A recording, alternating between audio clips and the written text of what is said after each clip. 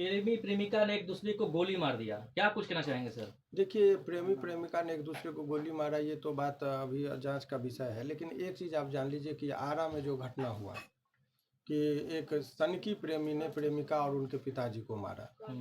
यहाँ पर एक प्रेमी ने प्रेमिका को मारा और खुद को अपने आप को भी वो मर गया। वो लड़का मधुबनी जिला का बताया जा रहा है, जो अभी तक जो आ रही है। लेकिन ये सवाल, अभी एक रिपोर्ट देखिए जो मैं देख रहा था, बिहार में 16 दिन में 18 मर्डर। ये लास्ट 16 दिन का ये घटना का है। ये जो 16 दिन में 18 मर्डर ये बताया जा रहा है। आखिर थोड़ा सा सर देखिए, 16 दिन में 18 मर्डर का ये जो चल रहा है, अब ये दिल को दहलाने वाली बात है। देखिए, जब कोई भी बच्चा सुदूर गांव देहात से पटना की ओर आता है तो माँ बाप का एक सपना भी होता है। बैग जब लेके घर से वो चलता है तो माँ बाप एक बहुत ही उम्मीद से बच्चों को यहाँ पर भेजता है, चाहे वो लड़का हो या लड़की हो। परंतु आज के इस दौर में इतना फूहड़पन आ गया है, चाहे आप सोशल मीडिया पर जाइए या कहीं भी जाइए तो आपको निगेटिव चीज़ देखने को बहुत मिलता है। और हमेशा से मेरा ये उद्देश्य रहा है, और आप लोग भी जिम्मेदार चैनल है, आप लोगों को भी मैंने कई बार कहा कि ऐसे चीज़ जो निगेटिविटी जो फैलाता हो, ऐसे चीज़ से बच के रहिए। किसके भाई के साथ, किसके बहन के साथ समाज में इस तरह की बात हो जाएगी, अब अनएक्सपेक्टेड है। कल तक लालगंज की वो बच्ची बताई जा रही है, उनके पिताजी को आज 12 बजे तक पहले सब कुछ नॉर्मल लगा होगा, लेकिन 1 घंटे में क्या हो गया कि मातम का माहौल होगा। राहुल के घर में क्या स्थिति रही होगी और इसके पीछे जिम्मेदार कौन है? तो सबसे पहले आप देखिए कि बिहार पुलिस को भी बहुत जिम्मेदारी के साथ सारी चीज़ों को करना होगा कि वो आम जनता का, जैसे देखिए शराबबंदी, माननीय उच्च न्यायालय ने क्या कहा कि शराबबंदी आपका लगातार देखेंगे कि इतना सजा है, लेकिन खुलेआम यहाँ पर आते हैं और बेल मिलता है, यानी कि कोर्ट भी उसको लाइटली उसको लगा कि ये गंभीर इशू नहीं है। जी बिल्कुल। और अभी आप देखिए कि सारी शक्तियां दारू बंदी पर लगा दिया जाएगा।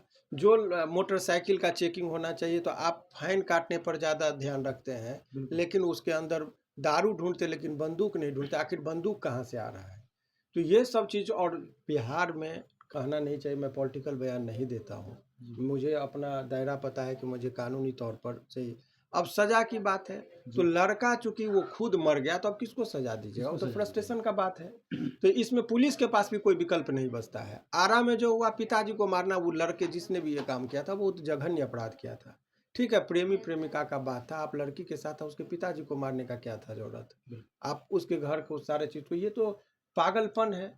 और इसी पागलपन में अभी देखिए दो वारदात अभी पूरे देश को हिला के रखा है। अभी मरीन ड्राइव की घटना और आरा की घटना। आरा की घटना का चर्चा अभी समझिए, उसके जो चिता की आग ठंडी भी नहीं हुई थी कि मरीन ड्राइव की घटना हो गई। इससे पहले एक आप घटना देखे होंगे कि अब यहाँ पर लड़का कब कहता है कि लड़की को मार दिया, लेकिन एक जगह देखिए कि पत्नी ने पति को मार के ड्राम में सीमेंट से जमा दिया, 15 टुकड़े करके। तो रिश्ता अब रह ही नहीं गया। इसीलिए हर लड़के को और हर लड़की को समझदारी दिखानी होगी। अगर आप विश्वास में कहीं पर चले जाते हैं, अगर बात करते हैं उसका बात का बतंगर समझ के, और आदमी ऐसे सनकी लोगों के साथ यदि आपसे रिलेशन की बात करते हैं बिना सोचे समझे, जहां मन नहीं मिलता हो, जहां नेचर नहीं मिलता हो, ऐसे लोगों से बात करते तो यूं ही आपका गंगा घाट के किनारे लाश मिलेगा।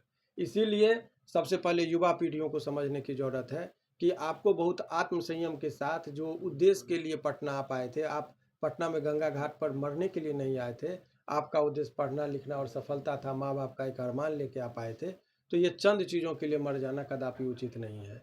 और सरकार का, खास करके प्रशासन, तो देखिए माननीय मुख्यमंत्री जी का ये इलेक्शन का टाइम है, 16 दिन में 18 हत्या का रिपोर्ट मैं नहीं कर रहा हूँ, ये दैनिक भास्कर का, ये एक ऑथेंटिक खबर इसको माना जाता है, यदि मानिए तो ये दिखा रहा है। बहुत सारे खबर 16 दिन में 18 मर्डर।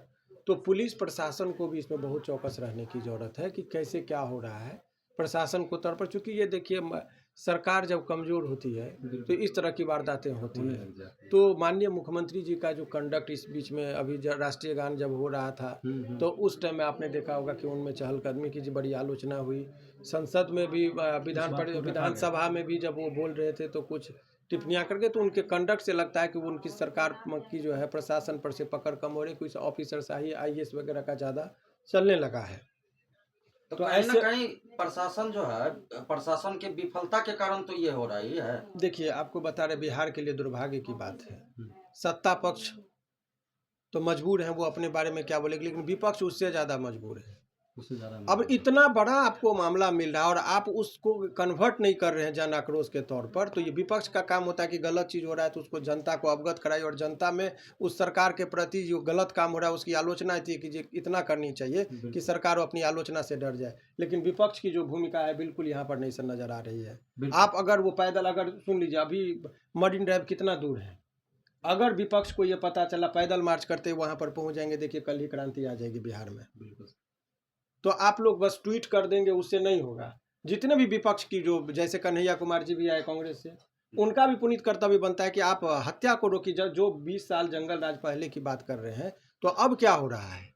तो नया पीढ़ी खुलेआम मर रहा है, आरा में आप पुल पे मार दे रहे हैं। मरीन ड्राइव इतना, वहाँ पर हमेशा पुलिस रहता है, हर कुछ रहता है, वहाँ पर मौत हो रही है। तो ये बहुत गंभीर इशू है। सर आजकल ज़्यादातर देखा जाता है कि पति पत्नी हो, तीसरे के कारण हर रिश्ते टूटते जब हैं। नैतिक रिश्ता का और नैतिक धर्म का पतन होगा, मोरल सेंस की बात मैं बता रहा हूँ, तो ये सब चीज़ें आपको अराजकता की स्थिति उत्पन्न होगी। किसी के अंदर में नैतिकता नहीं है।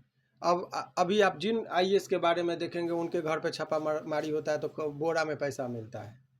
तो आप खुद यदि इस तरह का, बीपीएससी में क्या हो रहा है, छात्रों पर लाठीचार्ज किया गया, वो बीपीएससी में क्वेश्चन पेपर लीक की मामला उठाया, वर्षों माने महीनों से छात्र गर्दनी बाग में धरना प्रदर्शन पे कर रहे हैं, कोई सूद लेने वाला नहीं है। अभी सप्लीमेंट्री रिजल्ट के लिए लोग परेशान है, कोई कुछ देखने वाला नहीं, और अराजकता की स्थिति उत्पन्न हो रही है।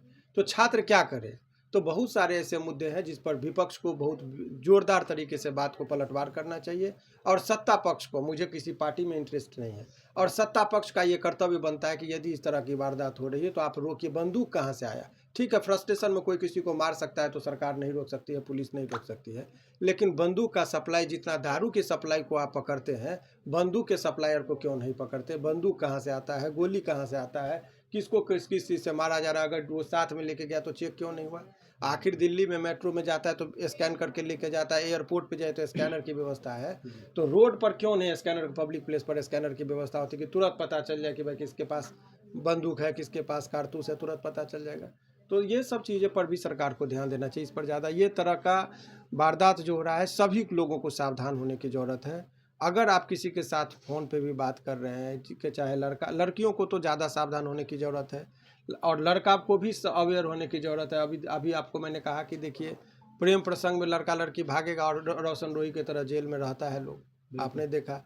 तो लड़कों के लिए भी है, अगर आप बाहर में हैं, पत्नी को बेपनाह प्यार करते हैं, तो 14 और 15 टुकड़ों में आपका लाश ड्राम में मिलता है। सर तो इसका मतलब ये है कि पति पैसा कमाने के लिए बाहर नहीं जाए? नहीं, मोरल सेंस की बात में किस पर आप भरोसा करिएगा?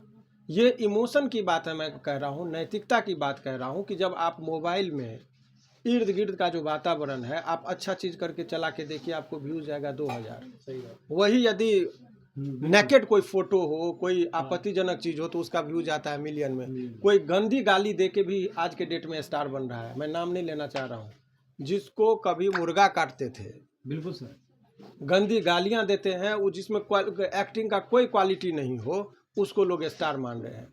अभी आप सुनीता विलियम्स के बारे में बोलेंगे तो कितने लोग आपको बताएंगे कि नहीं जानते हैं, नहीं जानते। लेकिन कोई फूहरपन कलाकार का नाम बोलिए तो सब लोग जान रहे हैं। आखिर हो क्या रहा है?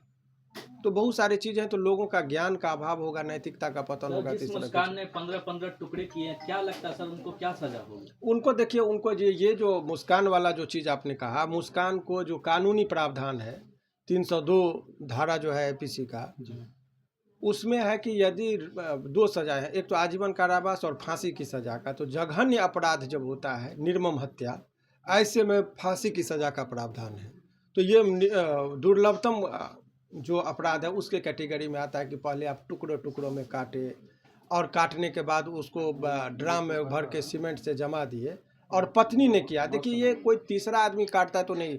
तकलीफ इस बात का है कि धर्म पत्नी, जिनको आप अपना पूरा बॉडी सौंपते हैं, घर में जाते हैं, कमाते हैं और निश्चिंत से सो जाते हैं, और वही आदमी जब कत्ल करेगा, माँ ही अपने बच्चों का जब कत्ल करने लगे, तो क्या होगा? कहाँ जाएगा दुनिया? पत्नी ही पति का कत्ल करने लगे, पति ही पत्नी का करने लगे, तो क्या होगा? तो ये सब जो अपराध है दुर्लभतम अपराध के श्रेणी में आता है, और ऐसे में निश्चित तौर पर फांसी की सजा का प्रावधान। कुछ दिन पहले भी शादी हुआ और 15 दिन के बाद हत्या कर दिया गया उसके के द्वारा। नहीं, आपको बता रहे, ये पति पत्नी और ये जो अवैध संबंध, जब देखिए अवैध संबंध जब बहुत लंबे अवधि तक रहता है, तो निश्चित तौर पर या तो परिवार मरता है या प्रेमी मरता है। ये कंसेप्ट हम लोग केस में भी, कोर्ट में भी देखते हैं। हम लोग का जो बहुत सारे 304 भी माने दहेज के हत्या का मामला हो, तो अब दहेज का हत्या किल का मामला कम आता है। वो कहीं ना कहीं मौत का, या तो लड़की सुसाइड कर ली, लड़का से अपने बॉयफ्रेंड से बात कर रही है, शादी का गाना भी कौन सा चल रहा है। आप देखिए समाज में हो के आखिर क्यों हो रहा है, इसके पीछे कौन जिम्मेदार है।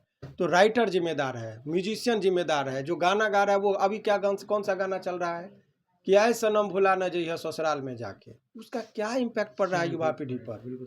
याद कर जब तू कुमार रहलू, पीवा से पहले हमार रहलू। आप समझिए इस गाने को, ये इसको हल्के में मत लीजिए। इस गाने का दिमाग पर क्या असर हो रहा है। और पहले का गाना में क्या होता था कि खुश रहे तू सदा, ये दुआ है मेरी, बेवफा ही सही दिलरुबा है मेरी, कि तुम जाओ। इस गाने की गहराई को समझिए, किस दौर से कहाँ हम आ गए। तो चारों तरफ वातावरण जो बन रहा है वो निगेटिव चीज का बन रहा है, फुहरपन आ रहा है। पहले के गाना में गहराई थी कि ठीक है हमसे शादी नहीं हुआ, आप जाइए लेकिन खुश रहिए, यही दुआ है हमारी। पहले उसके निजी जीवन में दुआ नहीं बद्दुआ दिया। अब बद्दुआ का मैंने कहा ना कि स्तर देखिए ना कहाँ से कहाँ आ गया। तो आखिर इनका जिम्मेदार कौन है, जिम्मेदार सरकार या कलाकार? देखिए सरकार की जिम्मेदारी ये है कि आप सेंसर बोर्ड का गठन क्यों किया गया, क्या समाज को दिखाना है और किस चीज़ का पब्लिकेशन हो रहा है, सेंसर बोर्ड लगा होता है जी। यूट्यूब और फेसबुक पर कोई सेंसर बोर्ड नहीं है। जिसको जो मन होगा, किसी को मन होगा तो बिना कपड़ा के अपना फोटो डाल देगा, किसी को होगा तो गाली गलौज और अभ्रंश भाषा अपशब्द का उपयोग करते हुए आएगा, और लोग देखता भी है उसको। और वो इस दौर में लोग आगे भी बढ़े। पहले संघर्ष करना पड़ता था। अब एक चीज़ समझिए कि एक रिक्शा चलाने वाले गरीब जो पढ़ा लिखा स्कूल में नहीं था, तो वो भी हिंदी का वो शब्द सीखता था गाने के माध्यम से जो उनको कभी नहीं पता था। तौबा ये मतवाली चाल, झुक जाए फूलों की डाल, जुल्फे। तो जुल्फे का मतलब लोग नहीं समझता था, लेकिन गाना के भाव से समझ आता कि क्या था। आज के डेट में फुहरपन में आप देख लीजिए गाने का क्या मतलब होता है। मैं ये कह रहा हूँ कि मुझे हर चीज़ पर है, कौन सा गाना है कि शीशी में कड़वा तेल बुनिया झाड़ ले में दे, क्या मीनिंग है इसका। मैं ये कह रहा हूँ कि कहाँ जा रहा है समाज। इतनी गहरी बातें जहाँ होनी चाहिए थी वहाँ फुहरपन पर आ गए। तो आपका डेड बॉडी तो स्वाभाविक है कि मिलेगा ही रोड पर। आपका लड़का लड़की को मार रहा है बंदूक। बताइए मरीन ड्राइव जो इतना प्राइम लोकेशन पर है, वहाँ हमेशा कम से कम 10-15 पुलिस का तो जिप्सी लगा के वहाँ पर रखा जाता है। और वहाँ बेखौफ तरीके से आरा के पुल पर माँ बाप और बाप बेटी को मारा जा रहा है और लड़का मर रहा है। तो समाज अब बहुत दूषित हो रहा है। ये बहुत चिंता का विषय है। अब